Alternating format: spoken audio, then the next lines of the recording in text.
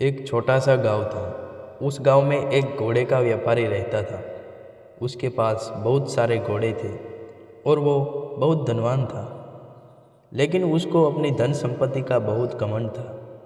गांव में किसी भी व्यक्ति से अच्छे से बात भी नहीं करता था, सबका मजाक उड़ाता था। लेकिन समय सबका आता है।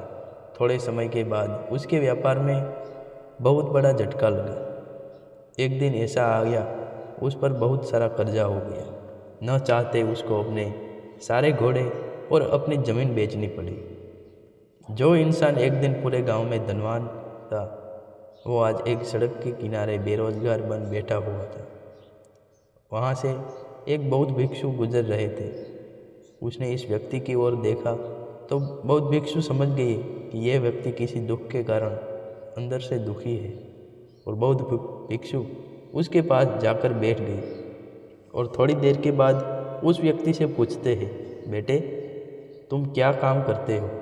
उस व्यक्ति का अंदर का दुख आंसू के रूप से बाहर निकल आया और वो व्यक्ति रोते हुए बौद्ध भिक्षु के चरणों में गिर गया और अपनी सारी कहानी बताई। बौद्ध भिक्षु ने कहा, तुम्हारी ये परेशानी की वजह है तुम्हारा घमंड। तुम्हारे अभिमान की वजह से ही तुम्हारे हाथों से सब कुछ निकल गया है। चलो मैं भगवान बुद्ध की एक कहानी सुनाता हूँ। तुम इस कहानी को बड़े ध्यान से सुनना। तुम्हारे दुखों का निवारण इसी कहानी में है। एक युवा ब्रह्मचारी था। वह बहुत ही प्रतिभावान था। उसने मन लगाकर शास्त्रों का अध्ययन किया था। वह प्रसिद्धि पाने के लिए नई नई कलाएं सीखता रहता था। विभिन्न कलाएं सीखने के लिए वह अनेक देशों में यात्रा भी करता था। एक व्यक्ति को उसने बाण बनाते देखा तो उसने बाण बनाने की कला सीख ली। किसी को मूर्ति बनाने को देखा तो उसने मूर्ति बनाने की कला सीख ली। इसी तरह कहीं से उसने सुंदर नक्काशी करने की कला को भी सीख लिया। वह लगभग 15 से 20 देशों में गया था और वहाँ से कुछ न कुछ सीख कर लौटा। इस बार जब वह अपने देश लौटा तो वो अभिमान से भरा हुआ था।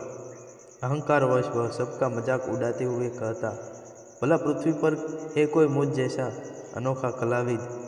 मेरे जैसा महान कलाकार भला कहाँ मिलेगा? बुद्ध को उस युवा ब्रह्मचारी के बारे में पता चला तो वह उसका अहंकार तोड़ने के लिए एक वृद्ध ब्राह्मण का रूप धारण कर उसके पास गई और बोले, हे युवक, मैं अपने आप को जानने की कला जानता हूँ। क्या तुम्हें यह कला भी आती है? वृद्ध ब्राह्मण का रूप धरे वृद्ध को युवक नहीं पहचान पाया और बोला, बाबा, भला अपने आप को जानना भी कोई कला है? इस पर बुद्ध बोले, जो बाण बना लेता है, मूर्ति बना लेता है, सुंदर नक्काशी कर लेता है अथवा घर बना लेता है, वह तो मात्र कलाकार होता है। यह काम तो कोई भी सीख सकता है, पर इस जीवन में महान कलाकार वह होता है जो अपने शरीर और मन को नियंत्रण करना सीख जाता है।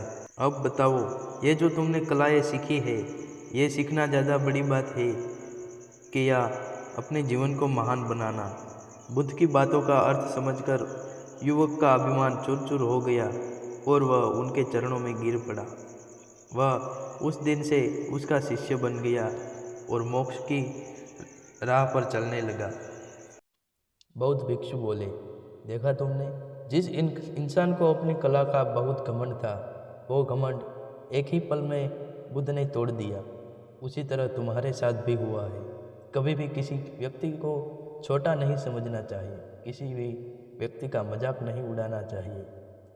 अब तुम्हें बिना घमंड से अपने व्यापार फिर से शुरू करना है, तुम्हें सफलता ज़रूर मिलेगी।